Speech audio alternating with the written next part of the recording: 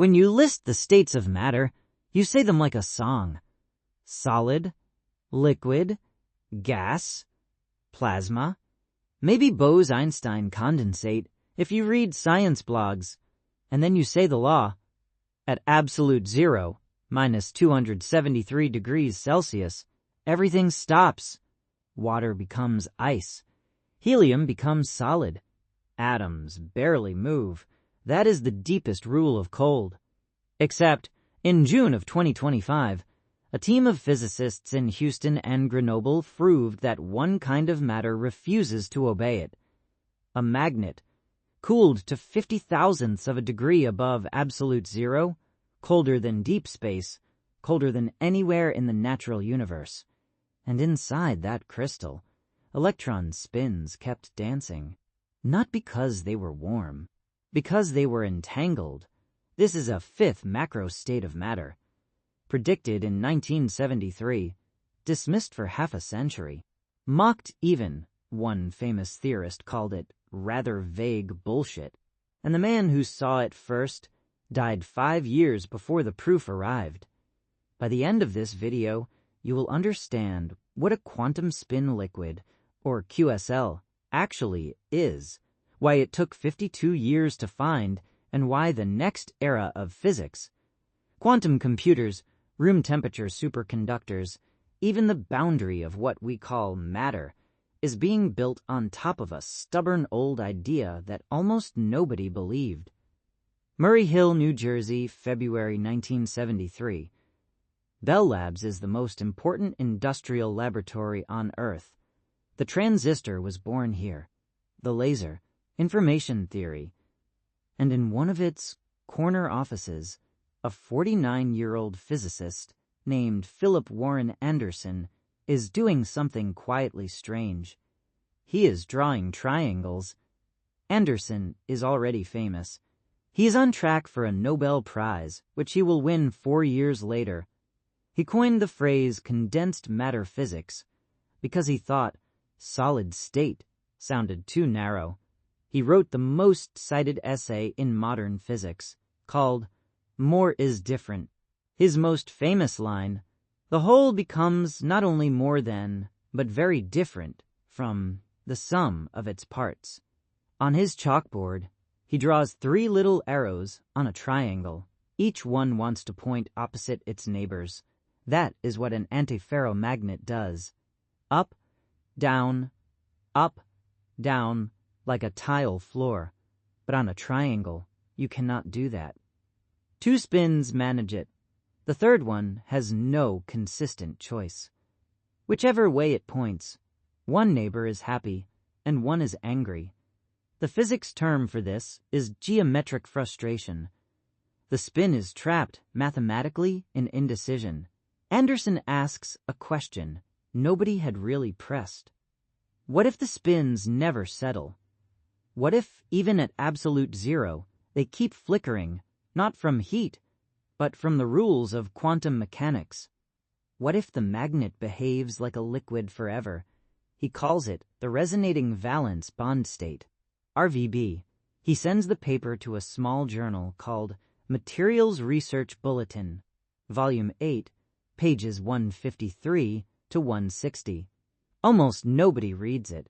There is no experiment to back it up, no material to point at, no prediction sharp enough to test. To his colleagues, it sounds like beautiful poetry pretending to be physics. So the paper sits on a shelf. The triangles fade from the chalkboard. The world moves on. And for 13 years, Philip Anderson's strangest idea sleeps. April 1986. IBM Zurich. 2 researchers, Georg Bednorz and Alex Müller, are testing a ceramic that should not conduct electricity at all. Lanthanum, barium, copper, oxygen. A brittle black powder.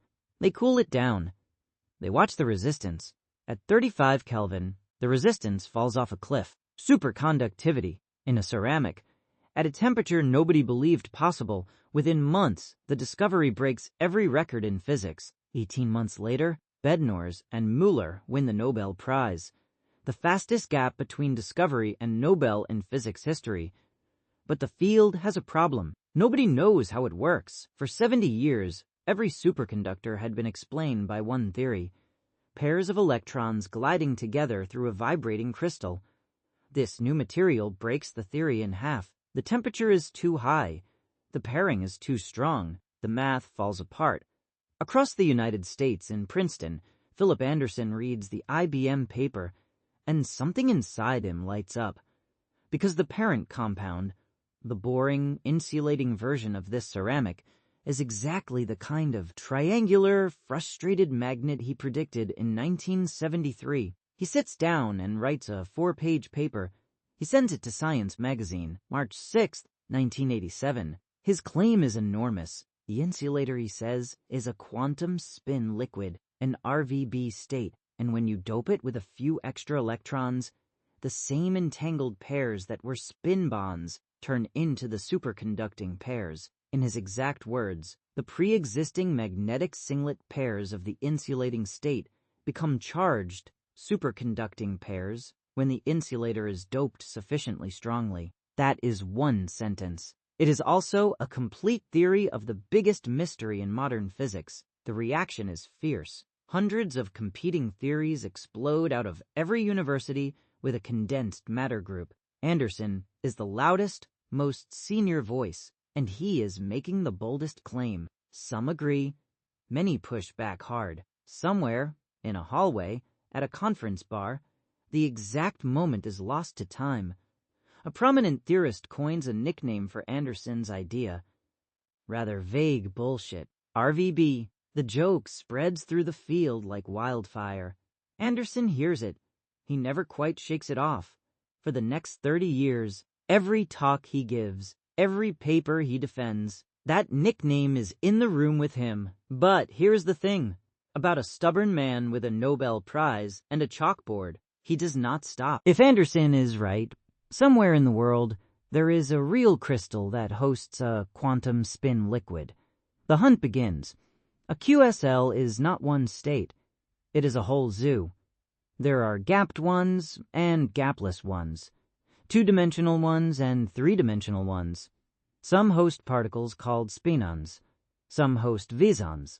Some host Majorana fermions, particles that are their own antiparticles, theorized by Ettore Majorana in 1937, then never seen.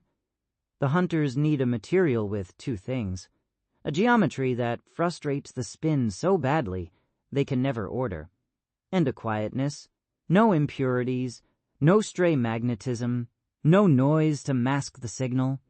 In 2003, the first candidate appears, an obscure organic salt with a name only chemists love, Kappa Beta TTF copper, 2CN3. Hopeful. Inconclusive. In 2005, an MIT chemist named Daniel Nocera synthesizes a pure sample of a mineral called Herbert Smithite. The name honors Herbert Smith, a British mineralogist who died in 1953. The mineral itself was first dug out of a Chilean copper mine in 1972, 1 year before Anderson's RVB paper. As if the universe was leaving him a present he would not find for 30 years. Herbert Smithite has a beautiful structure called a kagome lattice, copper atoms arranged like the woven pattern of a Japanese basket. Triangles touching triangles. Maximum frustration. Young Lee at MIT looks at the mineral and says, "This could be it." The cryostats start running. The samples get cold.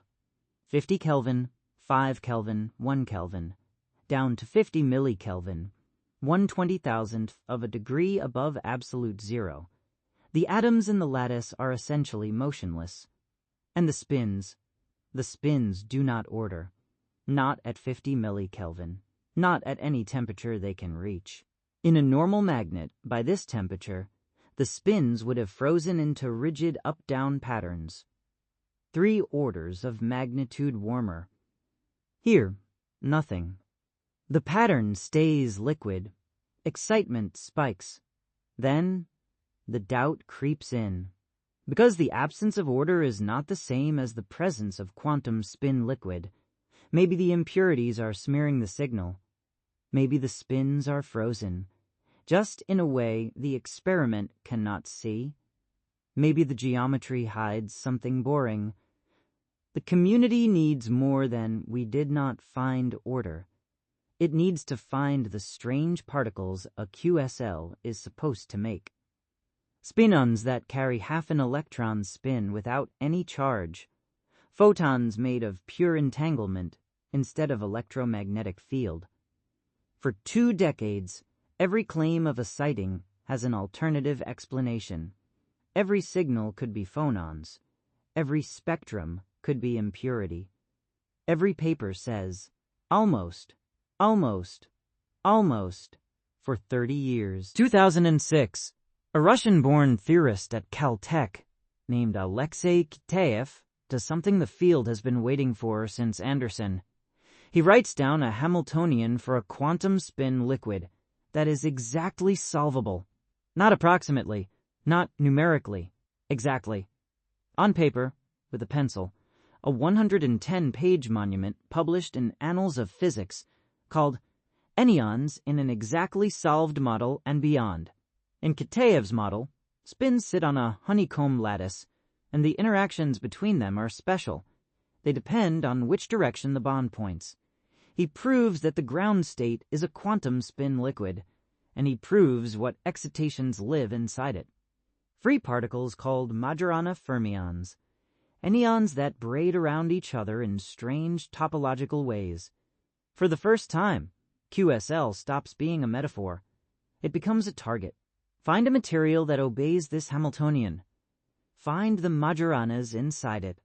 By 2014, the field has its leading candidate, alpha-ruthenium trichloride, written as alpha-ruclear-3, a layered black crystal whose strong spin-orbit coupling produces exactly the bond-dependent magic Kitaev's math demands. 4 years pass. Cryostats, magnetic fields. Sensitive detectors. July 2018, Yuji Matsuda's group at Kyoto University publishes a paper in Nature. They measured the thermal Hall conductivity of alpha-ruclear-3, how heat flows sideways under a magnetic field. The signal hits a very specific value, half of the universal thermal quantum. That factor of 1/2 is not random. It is exactly what Kitaev's math predicted as the fingerprint of Majorana fermions on the edge of the spin liquid. The community gasps. For a moment, it looks like the search is over. Then, the doubt arrives. Other groups try to reproduce the experiment. Some succeed, some fail. Some find that ordinary lattice vibrations, phonons, can fake the half-quantized signal under the wrong conditions. A reproducibility storm hits the field. For 5 years, the question hangs in the air: real Majorana or phantom? And while the storm rages over alpha-ruclear-3, a different group, working on a different lattice with a different material entirely, starts cooling a tiny green crystal. Princeton, New Jersey, March 29, 2020. The world is locked down. Hospitals are overwhelmed. Universities have gone empty. On a quiet residential street, Philip Warren Anderson dies in his home. He is 96 years old. The obituaries call him one of the most important theoretical physicists of the 20th century. They list the Anderson localization, the Anderson Hamiltonian, the 1962 paper where he sketched what we now call the Higgs mechanism, 2 years before Higgs, the Nobel Prize. The phrase, "more is different." They mention RVB carefully. Influential, controversial, unresolved. The thing he had spent the last 33 years of his life defending, the quantum spin liquid, is still officially unproven. The alpha-ruclear-3 result is in dispute. Herbert Smithite shows no order, but no smoking gun spinon either. The Cuprate problem remains formally open. There are believers and there are skeptics. And the believers are tired, and the skeptics are loud.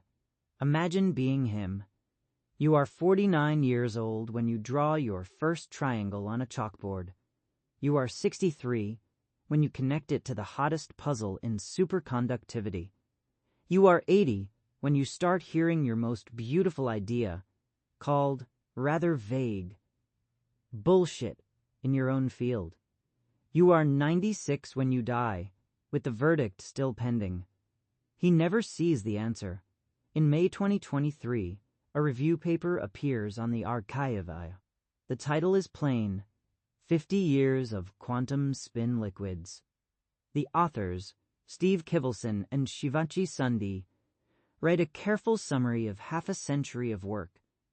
Their honest conclusion: the field has many candidates. It does not yet have a definitive proof. 5 decades, thousands of papers, hundreds of careers, and no one can yet point to a single crystal and say, there it is. That is the state Anderson predicted. That is where the story sits. Until a green crystal, the size of a fingernail, is cooled to 50 thousandths of a degree above absolute zero in a basement in France. Institut, Laue-Langevin, Grenoble, France. Sometime in 2024, the Institut Laue-Langevin is one of the most intense steady-source neutron facilities in the world. Neutrons stream out of a nuclear reactor, get channeled through long copper guides, and slam into samples placed in the path of the beam. Inside an experimental hall, the size of a cathedral, scientists in lab coats watch numbers tick by on monitors. Bin Gao is a research scientist in Pengcheng Dai's group at Rice University in Houston. Dai has spent decades shooting neutrons at the most complicated correlated electron materials on Earth: copper oxides, iron Piang tides, heavy fermions, the kind of crystals Anderson dreamed about.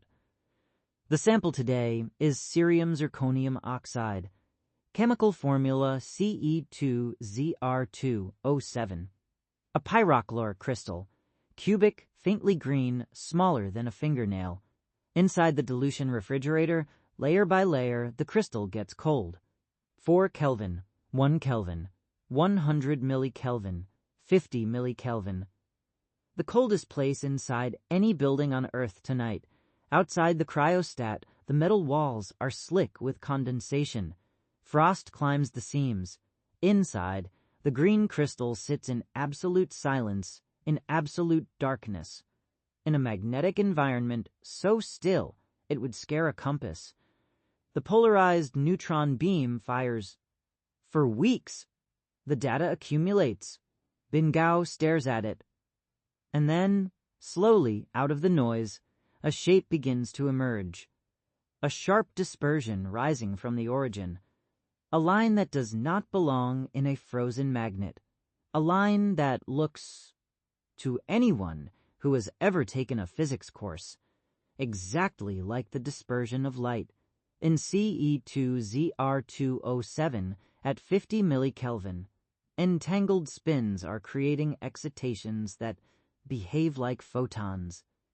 Not real photons, emergent ones, particles of artificial light, born out of pure quantum entanglement instead of an electromagnetic field, and alongside them, fractionalized spinons, pieces of an electron that should not be allowed to exist on their own.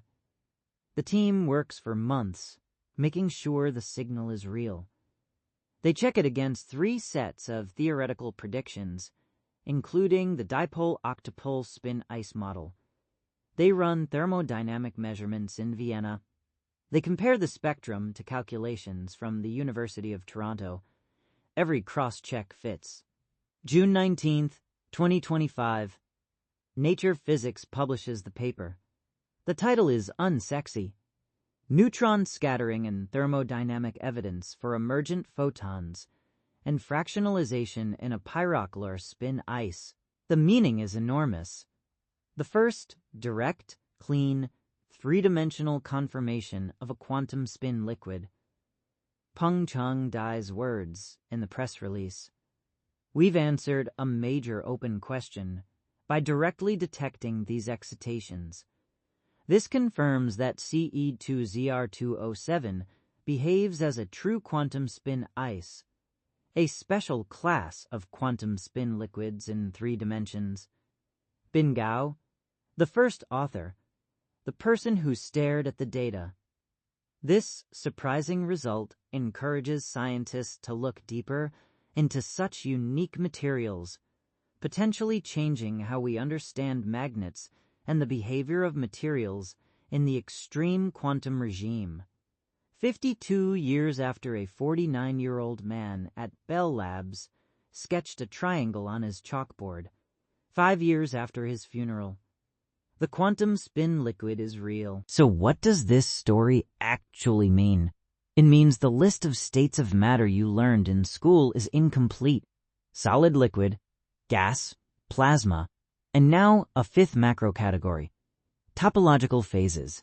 Patterns of long-range entanglement that have no temperature, no magnetic order, no clean classical analog.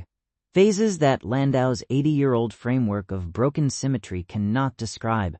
It means the next 20 years of computing may run on this state of matter. Microsoft has bet over $1 billion on topological quantum computers built from Majorana fermions inside Kitaev spin liquids. Google and IBM are watching closely. The 2025 confirmation moves their roadmap forward by years. It means the dream of a room-temperature superconductor, power lines with no loss, maglev trains everywhere, MRI machines without liquid helium, gets one step closer. If Anderson's RVB really does explain how cuprates pair their electrons, the puzzle that has frustrated physics for 40 years finally has a foothold, and it means something quieter, something about how science actually moves. A 49-year-old man in 1973 sketches a triangle nobody wants to look at. He spends 3 decades being told his most beautiful idea is rather vague bullshit. He dies during a pandemic, 5 years before the confirmation arrives. And then, in a basement in France, a green crystal the size of a fingernail proves him right. That is the rhythm of deep discovery. Not the burst of insight, the slow vindication, sometimes long after the candle has been blown out. So now think about your own life for a moment. What is the unfashionable idea you have been quietly carrying? The work nobody else respects yet. The hunch your colleagues call vague. The thing you cannot prove today, but cannot stop thinking about either. You may never know how it ends. Anderson did not. He died with the verdict pending and the chalkboard still full of triangles. But 52 years later, somebody else turned on a polarized neutron beam, watched a sharp V rise out of the noise, and the universe agreed.